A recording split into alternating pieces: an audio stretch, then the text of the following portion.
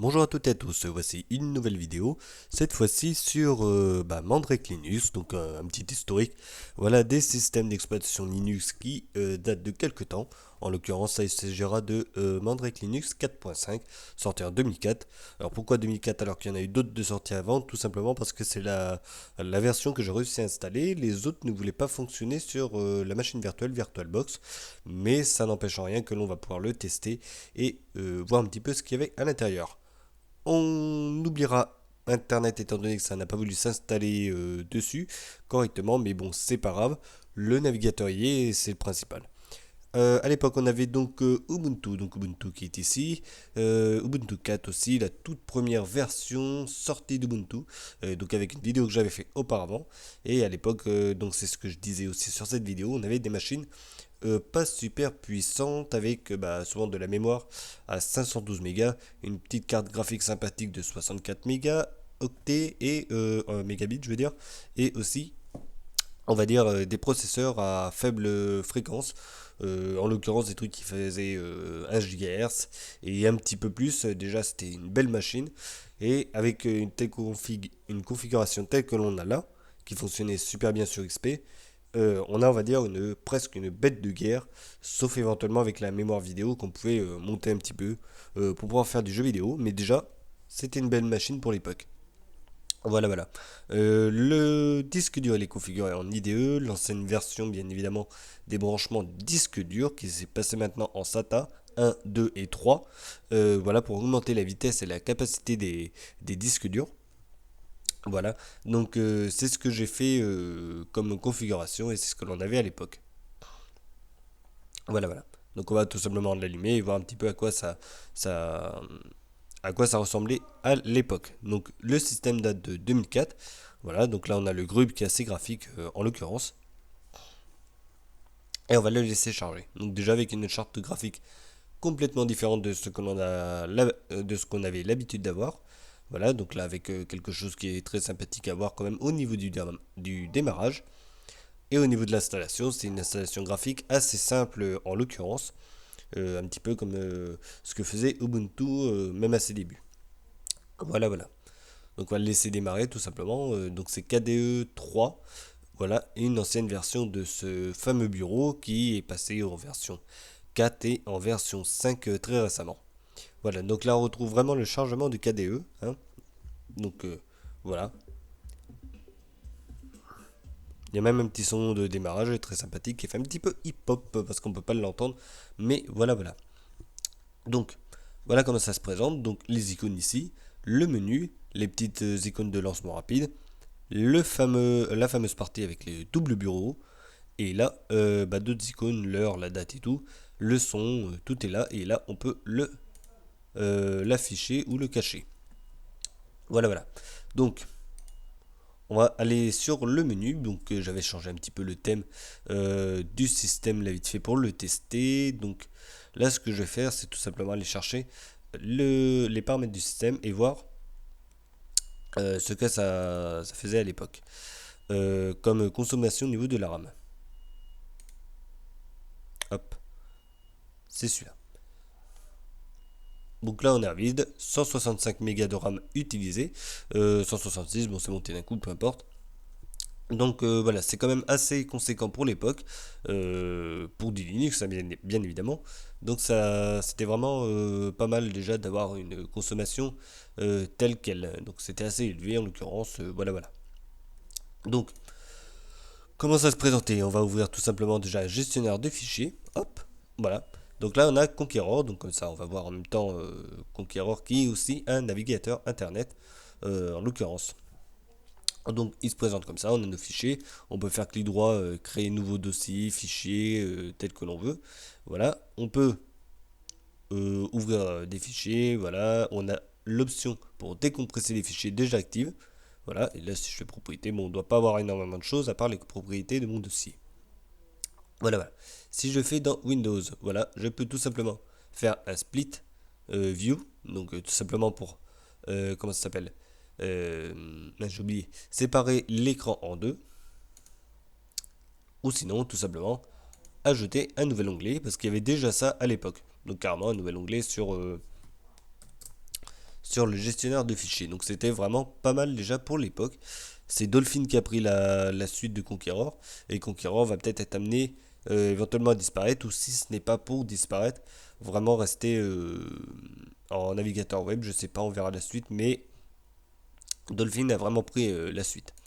Voilà, et si je vais là, bon bah il n'y a pas internet, mais on voit que ça peut servir de site internet parce qu'il y a déjà tout ici. Voilà, donc Mandrake et tout, hein, on oublie, hein. Voilà, ouais, quitter. Qu'est-ce qu'on avait d'autre? OpenOffice, donc on avait déjà OpenOffice d'installer. GIMP qui était déjà présent, donc le fameux logiciel de traitement d'image que je vais lancer justement. Alors, je vais fermer. Là, je vais faire fichier nouveau. Oui, valider. Voilà, donc on a vraiment GIMP, une version assez ancienne justement en l'occurrence, parce que bah, on a quand même un style complètement ancien. Donc alors le style CDE qui appartient justement à un des bureaux présents à l'époque sous Linux, qui se voulait très classique et très voilà, très ancien au niveau de l'interface. Voilà, donc mais GIMP n'a pas changé vraiment, on a toujours bah, des extensions qui s'appellent filtres maintenant, et on avait aussi les icônes qui étaient vraiment présentes ici comme on a sur Photoshop. Voilà. Qu'est-ce qu'on a d'autre? Donc Office, OpenOffice, donc la toute première version, j'arrive pas à le lancer, il y a un petit bug là-dessus, mais la toute première version d'OpenOffice qui est disponible actuellement. Là en accessoire on a la calculatrice, on a l'option de contact et pouvoir organiser donc un petit agenda très sympathique, l'alarme, bon bah ça peu importe, mais ça y est. Donc voilà. Internet, on a fait donc avec le web browser qui est Conqueror, donc c'est le navigateur internet. Ici, de quoi configurer le réseau, les mails avec contact, le chat. Là, je sais pas ce que c'est. Si c'est bon, les news, voilà, les informations. Et là, de quoi télécharger des torrents. Si on va sur multimédia, on va de sound. Voilà, on a de quoi graver des CD, lire de la musique, créer de la musique. Donc là, je sais pas trop. J'ai vu regarder vite fait le logiciel, mais ça me paraît pas super. Mais bon, c'était pour l'époque. Donc là, le logiciel pour faire, ou plutôt pour voir de la vidéo, je vais dire. Hop, donc totem. Et là, si je vais dans graphique, donc j'ai GIMP qu'on vient de voir. Et là, Kuka, je sais pas ce que c'est, ça doit être le navigateur d'image, sûrement. Ouais, c'est ça, Kuka Galerie. Ok. Donc, pas tout jeune à tout ça de toute façon, hein. Audio créateur, donc ça c'est fait. Système configuration, boum, allez, configurer le bureau. C'est. Ah oui, c'est là. Donc on voit qu'il y a plusieurs choses. On peut configurer le bureau, l'ordinateur et le système KDE. Donc il y a vraiment trois options de paramétrage, ce qui n'est pas super, on va dire, au niveau de la simplicité. Mais c'est comme ça que ça se faisait à l'époque. Bon, il faut dire aussi que c'était déjà gratuit et qu'on avait énormément de choses disponibles. Donc ce que je vais faire, c'est que je vais le remettre tel quel, comme on pouvait l'avoir à l'époque. Enfin non, avec... comment ça s'appelle? Non, c'est pas ça. Avec KDE. C'était ça ou pas? Je sais plus. Oh, voilà. C'était ça ou pas? Non, c'était pas celui-là. J'avais mis. Donc c'était Galaxy 2. Voilà. C'est pas grave. Hop. Donc ça, ok. Appliquer, c'est bon, ok. Et puis le truc que je voulais faire, c'est KDE, revenir sur le système de thème. Et alors, look and field, c'est ça. Le fond d'écran, on ne change rien. Et l'autre, c'était le style. Normalement, c'est ça. Et oui. Donc là, bah, on va revenir sur bah, voilà, ce qu'on avait au départ. B3 KDE, il me semble que c'était ça. Voilà, donc c'est ce qu'il y avait. Donc vous voyez qu'il y a quand même plusieurs trucs qui sont disponibles. Ah, voilà, KDE, non, pas KDE classique, bon, bref, peu importe. Il y a plusieurs choses qui sont possibles, voilà, ici. Donc je peux changer le thème. Voilà, carrément mettre en mode Windows 98. Hop, voilà, comme ça, on ne sera pas trop dépaysé. Mais ça ressemblait à peu près à ça au niveau de l'interface. Multimédia système paramètres, donc ça c'était vu.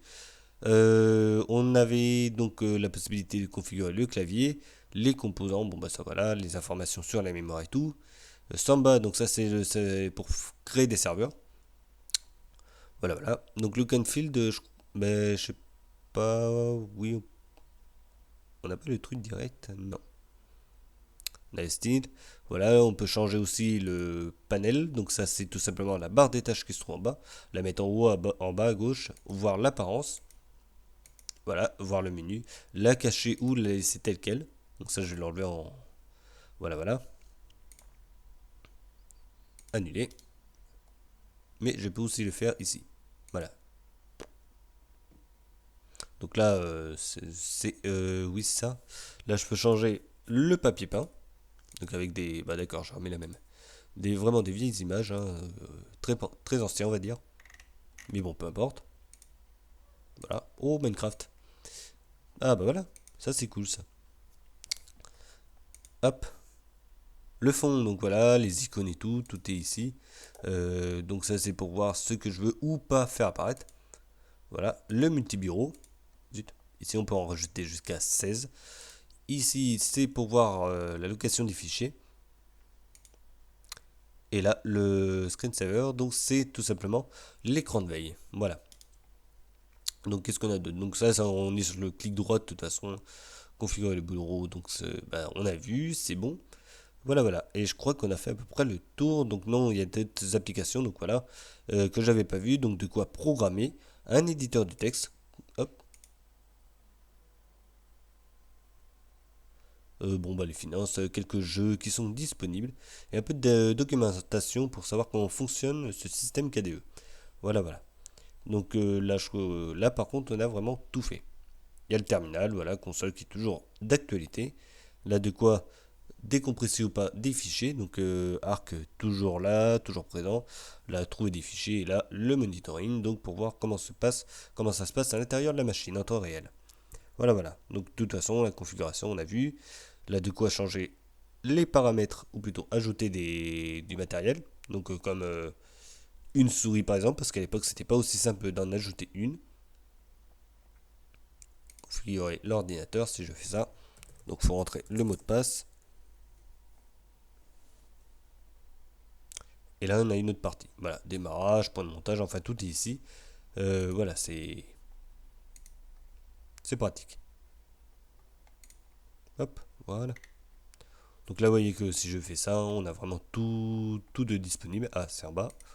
Voilà, gestionnaire de logiciel, le réseau internet, donc d'ailleurs qui n'est pas actif. Voilà, nouvelle. Bon, si je fais une nouvelle connexion, donc je vais pas m'attarder là-dessus, mais voilà.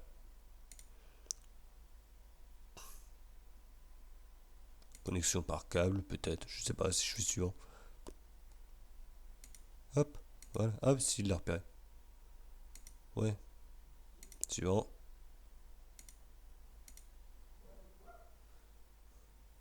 Oui. Voilà, j'avais pas vu ça, mais ça se trouve, on va pouvoir avoir Internet. Félicitations, vous avez réussi à configurer tout ça. Mais bon, on va aller voir. Hop.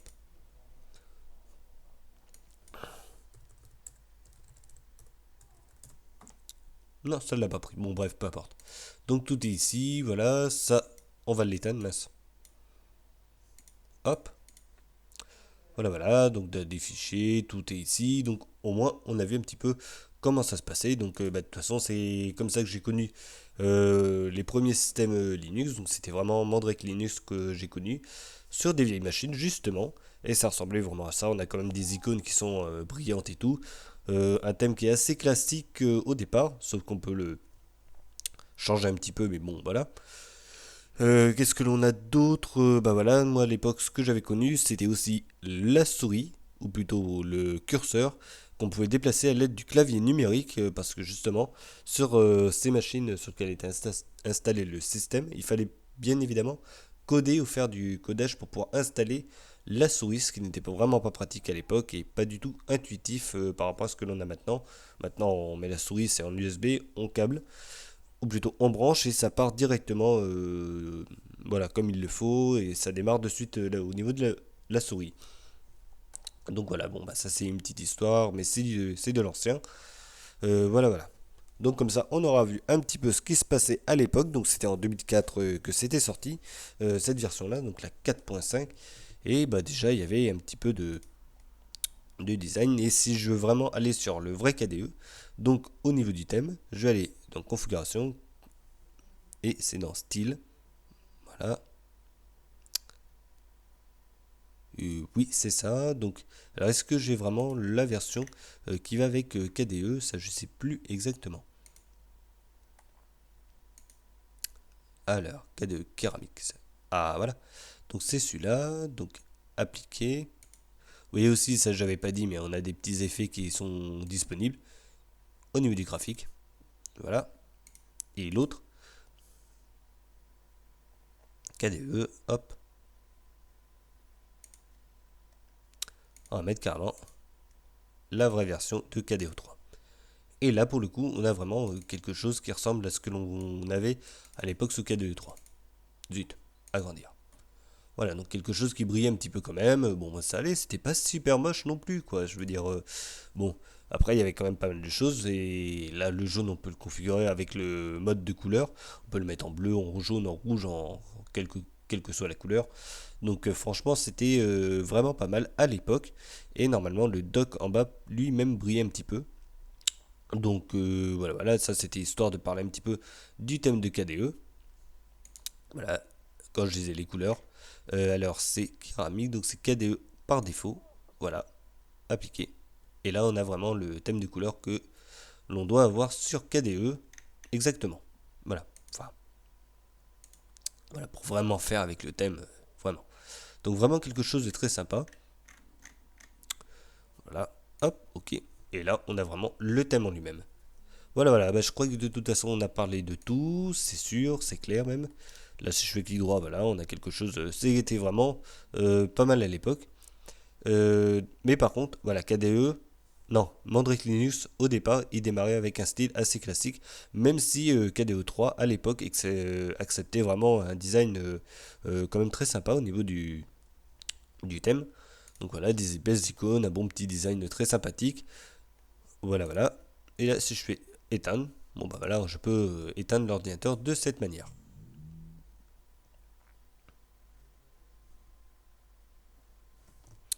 Donc,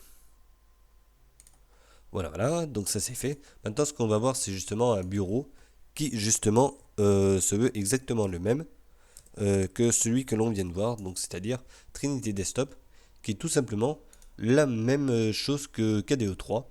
C'est ce que l'on vient de voir en l'occurrence. Il y a plusieurs thèmes. Donc là, on peut les voir. Alors, je vais en prendre un qui ressemble vraiment à ce que je veux, justement.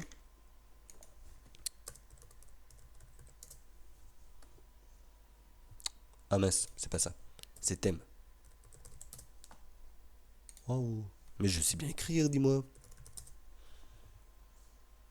Voilà. Donc, on a le bureau Trinity, donc on va en retrouver un. Celui-là me convient pas mal, justement. Hop. Voilà, donc là on voit tel que l'on vient de voir en l'occurrence, donc le fameux gros bloc comme ça de la barre des tâches, donc plus un dock qu'autre chose où il y a tout. Le menu assez classique, et voilà, ben, c'est ce qu'on vient de voir, hein. De toute façon, ça ne change absolument rien. Et c'est ben, différent de justement KDE 4. Alors celui qui le reprend, il me semble que c'est Q4OS. Hop.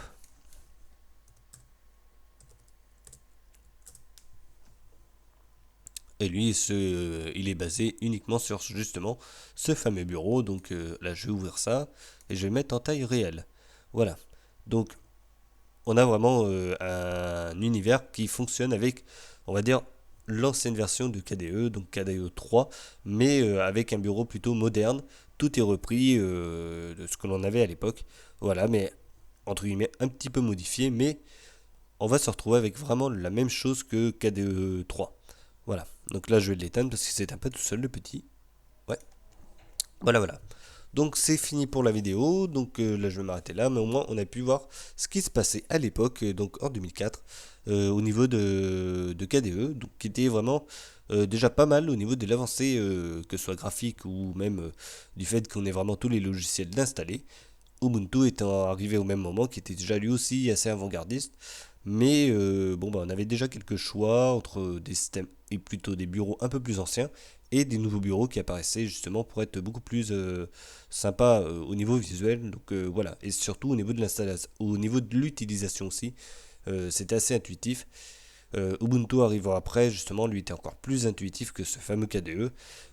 Donc voilà, voilà. De toute façon, il y a la vidéo, il y a tout ce qu'il faut sur la toute première version d'Ubuntu. On va dire ça comme ça. Voilà, c'est fini pour la vidéo. En attendant une prochaine vidéo, bah, je souhaite à tous, voilà, bonne journée et tout. Et en attendant, portez-vous bien.